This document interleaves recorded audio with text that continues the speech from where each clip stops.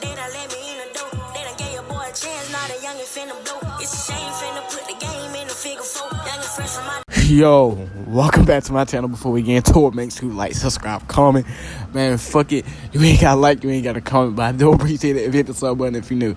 Now, in this video, we talk about Attack on Titan, but in particular, we're gonna be talking about my review for chapter 135. Oh my fucking gosh, bro. When I say this fucking chapter was fucking crazy, man, this shit was crazy and so unpredictable. Like, I did not know that it was gonna go down like that. But, like, who the fuck could predict that this motherfucker would bring back every Titan shifter from the past? Like, who the fuck think he would have did that? You know, like, he totally caught me off guard. But the name of the chapter is The Battle of Heaven and Earth, and then it starts off with the Ymir being shown that she's freeing the pigs. Now, this right here, it's kind of iffy. I feel like it's more to this part right here. Like, I feel like it's more to see when it comes to this certain situation, because like I said in my previous video, when I made a video about Eren and how he had future memories of seeing those pigs. So I don't know if Eren was there 2,000 years ago along with Ymir, basically making her free the pigs in order for her to come into contact with the power of the Titans, or him seeing the pigs in his future memories, or just him looking at the pigs through Ymir's eyes. You know,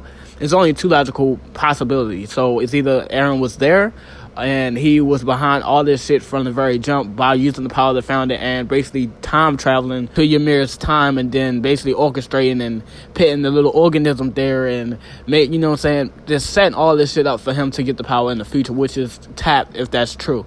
Or he just was able to see through Ymir's eyes herself when he made contact with her inside the paths and everything, and saw her backstory, and maybe he saw that off camera. But I feel like it's more to that. Like, it's more to see. Just like how it's more to see to the Historia and Eren conversation, I feel like it's more to see to the pig and why Ymir freed him. Like, did she do this out her own free will? Was she persuaded by Eren, just like how he persuaded her to give him the power in the paths, you know? So I feel like it's a lot to that, you know? But then after that and everything, it shows that Ymir is now on the top of Eren and she's watching the battle, you know? But like I said in my prediction video, Ymir plays a big part in this whole fight, you know? Like, I knew she was going to have a big role once I seen chapter 130 and I seen her spiritually watching the rumble, and I was like, yo, what if she's behind it? Like, the fact that she wasn't shown for so long, but she shows as soon as the rumbling starts, it makes it seem like she was controlling Eren. But later on, we learned that she is the one that's being controlled by Eren. But it's different because she is not doing this because she has to. She's doing it because she wants to. She wants to help Eren in this, you know? So she's doing this out of her own free will. Unlike how she does it with the Royal Family members, because when it comes to them, it felt like she just had to, you know? She didn't have no choice at all. She didn't think she had a choice, when in all reality, she had a choice from the very jump, you know? And she, as her being a slave, she felt like she had to be given permission to rebel against them. And that's where Eren comes along and gives her a choice. Like, hey, you can either choose to end this with me, or you can choose to stay here. And she picked Eren over Zeke, and now Eren is fully in control of the Founder Titan's power. And the Founder Titan power is boosting his other Titan powers, like the Attack Titan and the Warhammer Titan. Like, if he wanted to, with the power of the Attack Titan and the Founder Titan, he can skip generations and send his memories to anybody, really. He don't necessarily have to give it to Attack Titan. He could literally give it to anybody if he wanted to. And with the power of the Founder Titan and the Warhammer Titan combined, he can literally bring back any Titan shifter from any generation, like how we see in this chapter. But after Ymir is shown and everything, it shows that Zeke was not in his Titan from the very jump, which is what I said in my prediction video. And I'm not gonna lie, I thought Levi would have like a bigger reaction to that, but he didn't. And low-key, I did not think that the Beast Titan was going to go down so easy like that. Like, in my prediction video, I said that he was going to keep getting up because he was made from the power of the Warhammer Titan. And just seeing the Warhammer Titan and Eren fight back in chapter 100, like, the Warhammer Titan kept reforming no matter if you detach the host from the Titan body itself, you know? So Zeke is still been held somewhere by Eren, you know? And I truly don't know where he's really at, because he can be in the Titan body with Eren along inside the head and everything, or he could be somewhere else. And that theory that I made about Eren not having to be in contact with Zeke ever again, because he basically just use Zeke just to get to Ymir, and he unlocked the power of the founder through Ymir herself. So, but I truly want to believe that he still needs to be in contact with Zeke, because it took them so long it took so much just for them to come into contact. It just doesn't make sense for them to never have to come into contact ever again. But then again, Ymir is there, and we all know that Ymir was behind it all. You know, she's the reason why the royal family members are so special. She's the reason why all of this shit happened, you know? But after that, Armin finally basically comes to the decision that he has to blow up Eren, and he says that, hey, Eren is going to expect that, so he won't die. And you can just see the face on Mikasa. He's like, Armin, like, I know you're not finna do this, you know? But later on, something bad happens to Armin, so I don't think Armin and Mikasa will end up fighting. I think it's going to come down to Mikasa making a big decision, which I said in my prediction video, like, it's going to come down to a big decision by either Mikasa or Armin. And now that Armin later on in the chapter is out of the equation, it comes down to Mikasa now. Like, she needs to pick either Armin or Eren. Like, oh shit, like, that's fucking crazy. She needs to save Armin, but saving Armin, you're gonna have to either kill that Titan or kill Eren himself, you know? But before even all that shit even happened, we see that Armin has come to the realization that he needs to sacrifice either himself or Eren. He needs to sacrifice something, because he remembered Eren's words basically saying that you can't change anything without sacrificing anything, you know? So, and I believe Armin said the same thing to Eren. And that's the reason why Eren is sacrificing all his friends and all these people just in order to get the freedom that he wants, you know? But as Armin is realizing that, it's a fucking Titan behind him. And I don't even know what Titan is this. I don't know if it's a Jaws Titan. No, it has to be a Beast Titan. If you just look at the tongue and everything, it has to be some type of Beast Titan who has a long-ass tongue. Like, who the fuck was that back in the past? But Armin looks over and he sees Ymir. Now Ymir can be physically seen. Like, at first she was spiritually. Like she was faded out and everything. Like how Eren and Zeke looked when they was looking through Grish's past memories, or going through Grish's past memories. They was in that little faded out type of like look, you know? But now she can physically be seen by Armin, and she's touching one of the pillars of Eren. So she just now made that Titan out of Eren's Warhammer Titan ability. And I don't even know, it might not even be Eren. It can be just her, you know, like just acting on her own, but by helping Eren, like how she would help the royal family members. But after that, a Yokopon is being shown and everything, and it's seen that he crashed the plane like right beside where all the Eldians was looking at the battle from, you know? And this part was funny as hell, because Annie's fucking father didn't care about a Yokopon at all. You know, he didn't even ask if he was okay. Like, the first thing he asked was like, where's my daughter, and is she alive? Like damn, I just crashed the plane. First of all, I'm unconscious, so I can't even fucking hear you. But that part was like funny as hell when I saw that. But after that, the commander of Marley, I guess, the guy who's in charge at this point, and he says that they just can't sit back and do nothing. They have to fire cannonballs at the enemy. And I'm like, yo, like a whole chapter ago, y'all just try to blow this motherfucker up from the air, using the airships and throwing fucking bombs onto Eren and the Colossal Titans, and it didn't do anything at all. So what the fuck do you think Cannonball is going to be able to do? You think Cannonballs is going to be able to stop 100,000 of Colossal Titans and stop a bunch of Titan shifters that is made by the power of the Warhammer Titan that came from every generation? Like, boy, that's still crazy. But after that, it shows that Reiner is now fighting the female Titan, a Jaws Titan, and some type of Warhammer Titan as well. Like, that mask looked crazy as hell. It's just so crazy that Eren was able to do this, and not just Eren, but Ymir, you know, because she's the one that's doing it out on free will by helping Eren. But like, it's still crazy because it's his power. So it's just crazy that he can do that. Like, I basically said that. I said that in my predictive video. I was like, yo, I feel like we still didn't see the full potential of the power of the Warhammer Titan. I was like, yo, chapter 135, we're going to see the full potential of the Warhammer Titan, because in chapter 134, he was able to create a fake Beast Titan. So what else could he do? And then once chapter 135 come out, it's shown that this motherfucker has created every Titan shifter from every generation, no matter how far back they were, you know? And I'm glad that Ishiyama did this, because we always wondered what the other Titan shifters from the past looked like. So, like, every Beast Titan, every Jaws Titan, every Attack Titan, every female Titan, every fucking cart titan, every colossal titan. Like, we always wondered what they all look like the different shapes and different forms that they could take. So Isayama showing this is like just showing his creativity with the forms and everything. So that's crazy. But after that, you see how Connie is basically worried about Armin, and I always said that out of everybody, Armin is the one who poses the biggest threat to Eren, and Eren knew that himself. He's like, okay, if I can take Armin out, then they have no chance to beat me, because Armin is the one who can just end me right away, you know. But it seems like Armin is not even like about to be killed. Like, it seems like Eren was just holding him off or something like that. But later on, we do learn that Armin seems like he's being suffocated or whatever. So I don't know, maybe he's just making it hard for Armin to transform or whatever. But I don't think he will kill Armin. So I don't know, man. I don't know. Because at this moment, it just seems like Armin is just being held captive, you know? After that, Peck is shown and everything, and she realizes that the scouts are still not willing to kill Eren off the bat, because they could have just, you know what I'm saying, bodied him if they really wanted to. Like, look how close they really are to his upper body. So Peck realizes that he's like, shit, this is not my friend, so I'm not gonna let you guys do anything carelessly. I'm gonna do it myself. So she goes after Eren, and I knew that, like, I knew it from the very jump. Like I said in one of my prediction videos, way before all this escalated to this point, I was like, Mikasa, Armin, and maybe Levi, John, most definitely, and Connie would hesitate to try to kill Eren straight off the bat.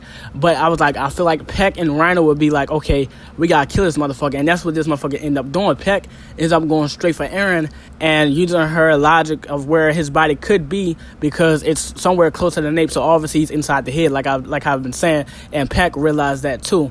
But she wraps dynamite around his neck and tries to blow him up and everything, and then the Warhammer Titan comes out of nowhere with this trident and stabs Peck and lifts her in the air so she can no longer try to blow up Eren. I was like, yo, that's crazy that he just brought back the recent Warhammer Titan. Like, I don't know if that's the recent Warhammer Titan, but because, like, that Warhammer Titan uses the hammer, but most likely it is the most recent Warhammer Titan that Eren had took the power from. So that was crazy. I was like, yo, somebody please kill this bitch, please. When I saw her go straight for Eren, I was like, Mika, so please catch up to this bitch and kill her.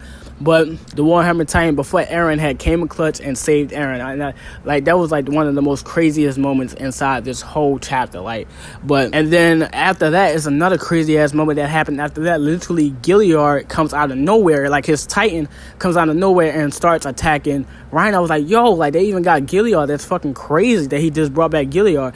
And then another Jaws Titan is trying to attack John, and Levi literally saves him just in time. Like, this whole chapter we've been seeing nothing but just Levi just come in clutch and save all his comrades. You could truly see that he doesn't really want none of his comrades to die on his watch, you know? No matter if he's not 100%, he's trying his best to try to keep them alive no matter what. And every time Levi is like saving all his comrades and everything, that's him making up for when the times that he wasn't there for the first Levi squad, and he wasn't there for his friends that came from the underground city along with him. And you know what I'm saying, like, because all of them died when he wasn't there, you know? So imagine if he was there, just imagine how much the story could have been changed, because a lot of more characters would have been alive. So that is crazy to see. But after that, it's really getting like really hectic for the scouts and everything. Like, they getting surrounded. It's no way they can take out all these past Titan shifters without the help of Armin. So that's why you see Connie like, hey, where's Armin? Is Armin okay? They trying to make sure that Armin's okay, because Armin is the only one who really posed a big threat to Eren. Like, I really feel like if Armin was to transform at any time, I feel like he would like literally kill Eren. But the fact that Eren knows who Armin really is and knows that Armin always don't go with his first thought, you know what I'm saying, until he's fully set on doing something. And him trying to kill Eren is something that he's not set on, you know what I'm saying? Like, you could see that in the last chapter, like how he wanted to talk to Eren. Like, at that moment, Armin was supposed to literally nuke him. But he, like, hey, I want to talk to you, pull you out, and ask you what part of you is free. But then after that, we can see Armin in the mouth of the Titan and basically asking himself, is Eren going to kill him? And then he literally brings everything together, and he realized that, okay, no, Eren is not trying to kill me. It's Ymir. It's the founder. The founder is trying to kill me. And then after he says that, he then says if Eren keeps moving forward, he will then have to face the will of the founder. And if that's the case, then Ymir also wishes for the annihilation of humanity. Then you get the question, okay, why do Ymir wish for the annihilation of humanity? And this is what I think, right? This is the only way she can attain true freedom and be given a new life in this new world that Eren is trying to create, and gain the full experience about what freedom is in this new world that Eren is creating. Because you gotta think about it, why would she be fighting so hard on her own will to help Eren if she didn't have a place in this new world that Eren is trying to create? So obviously she must have a place somewhere in this new world, right? Where she probably get reincarnated, or maybe she becomes the reincarnation of Historia's baby or whatever, right? You gotta fully think about this. Right now, Ymir had lost her freedom because she was taken by her village by the Eldian people, and she had to serve under the king or whatever, right? She lets go the pigs. We don't really know the full story to that situation, and the blame gets put on her. The king then grants Ymir her freedom again by saying, "You're free." He sends people after her, dogs and shit like that. She finds us out of the ordinary tree, and she goes in it and she falls and get into contact with the power of the Titans, and she becomes the first Titan shifter, right? Now, you gotta think about it. With this new freedom that was granted to her by the king, and her being granted this power and everything, why didn't she destroy the Eldian Empire right then and there? Why did she go back to the king? And this is why, right?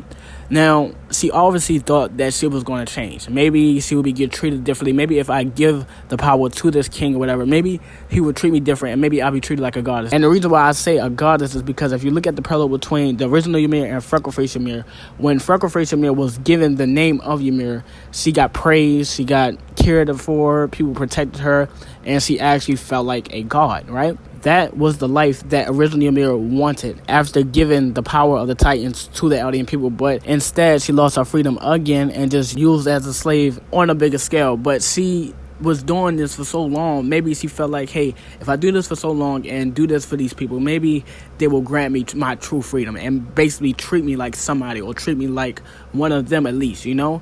But they never did, you know? And throughout all of that shit that she has done for those people, it literally brought her a lot of pain and a lot of suffering, and she couldn't really talk to anybody. It was kind of like how Eren is. Like, Eren is suffering from a lot of pain and suffering from shit that he didn't even do yet, you know? Just imagine that. Like, Ymir was feeling that as well. That's probably why Eren felt for Ymir, because that's how he's been feeling his whole life, you know? And especially once he got future memories and everything, and he learned the truth, and he learns what happens in the future before it even happened, you know? But back to Freckleface Ymir and everything, once she realized that Eren is the savior of the people inside the walls, she then entrusts Eren with the life of Historia. And she goes back to the Armored Titan and goes back to the Colossal Titan and goes back with them, and she says that it felt good playing a goddess, you know?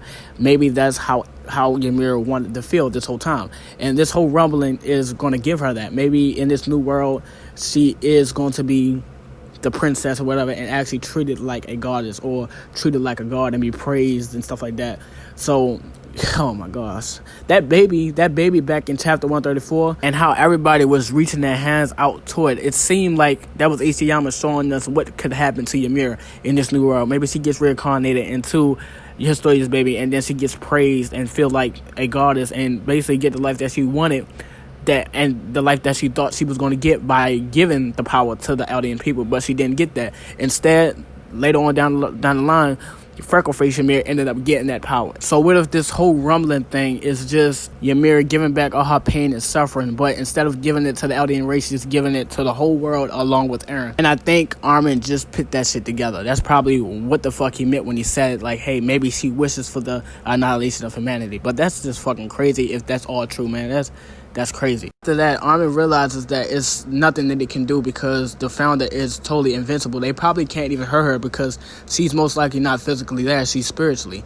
So, like, okay, we can stop Eren, but we still have to deal with Ymir too, because she's still in this picture. And Kid Eren too, because I feel like this is Ymir playing her big part right now, and I feel like Kid Eren has to play his big part soon enough. And I said that in my previous video. I was like, yo, they're there for a reason.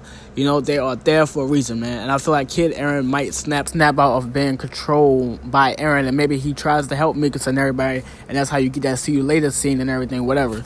But Armin just saying that, it just makes it seem like they can't win no matter what, because like I said, if they get rid of Eren, they still have to deal with Ymir herself, who now has free will to help Eren in any type of way that she wants. She can literally sit there and keep touching Eren and making Titans after Titans after Titans after Titans after Titans. And it's like, okay, like, we can't do shit no more. We can't do nothing. Like, we can't do nothing. And without Armin, they definitely can't do nothing. But then the most craziest shit, some shit that you wouldn't even think would happen, Bertolt comes out of nowhere, and it shows him crying. Like, it shows him that that it makes me think that Eren like physically didn't just make these people out of nowhere. I think he's like literally just making these people do this. Like he's conjuring them up and making them do this. Like just seeing how Bertoldt like is crying and everything, it seems like he has no choice but to do this because he has no free will over his actions.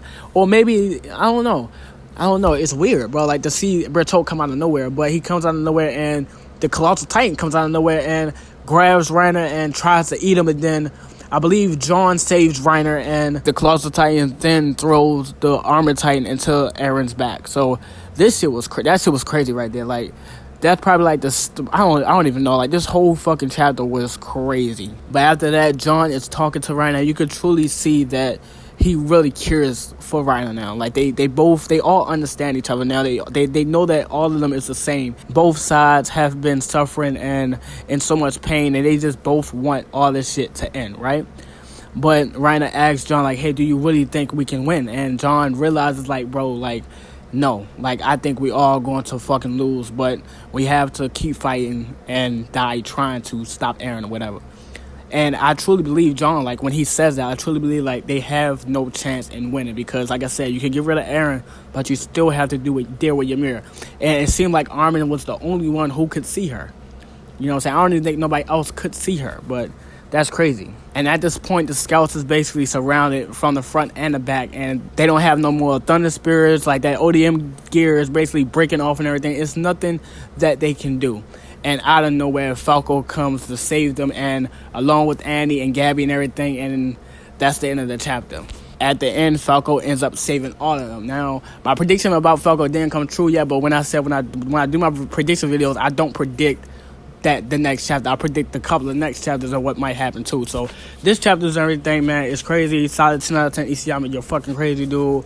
And at this point, it seems like they're gonna have to come up with another plan because they're gonna have to go back and save Pat. They're gonna have to go back and save Armin and everything, and they're gonna have to try to go after Eren himself this time. You know, they can't hesitate no more. So they're gonna have to come up with another plan because their weapons are useless now. But it's not like they were like fully retreating. They're in front of Eren. They're just gonna have to figure out some type of way and everything. They're gonna have to like probably, I don't even know. Bro, this shit's so crazy, bro. But this is the end of the video. Be ready for my third videos. You ain't gotta comment, but I do appreciate it. Hit the sub button if you're new. And I'm out, bro.